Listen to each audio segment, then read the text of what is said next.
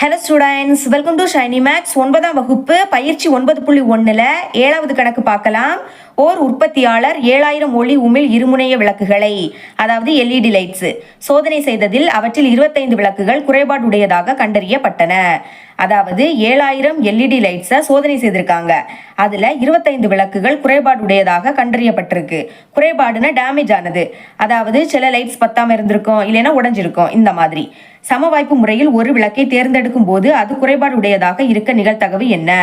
இப்போ நான் அதில் ஒரு விளக்கை தேர்ந்தெடுக்கிறேன், அது குறைபாடு உடையதாக இருக்கணும், சரிங்களா?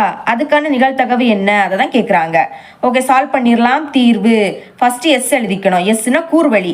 நம்மளுக்கு இங்கே எண்ணிக்கை கொடுத்துருக்கனால டைரக்டாகவே எழுதிக்கலாம். ஓகேங்களா? ஞாபகம் வச்சுக்கோங்க, எப்போவுமே மொத்த எண்ணிக்கை அதை தான் நீங்கள் என் ஆஃப் எஸ் அப்படின்னு எடுத்துக்கணும். நம்மளுக்கு இங்கே மொத்த விளக்குகளின் எண்ணிக்கை கொடுத்துருக்காங்க, அதை என் ஆஃப் எஸ் அப்படின்னு எடுத்துக்கலாம்.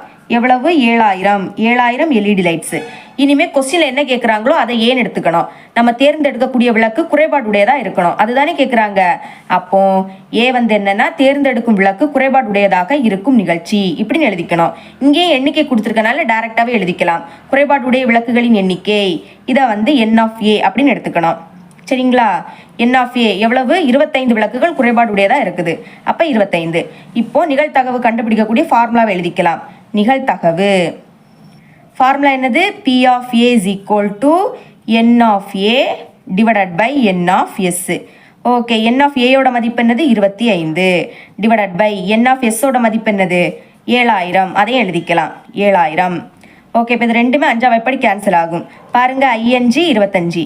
இனி 7ல் 5 ஒரு வாட்டி, ஓகேங்களா? 1 5 5, பாக்கி இதில் 2. இப்போ இது 20 ஆகிடும். அப்போ 4 5 20. பாக்கி இருக்கக்கூடிய 2 0 அப்படியே எடுத்து எழுதிருங்க. திரும்பவும் 5ஆம் எப்படி கேன்சல் ஆகும். 1 5 5, 14ல் 5 2 வாட்டி இருக்குது, 2 10, பாக்கி 4. இப்போ இது 40. அப்போ 8 5 40.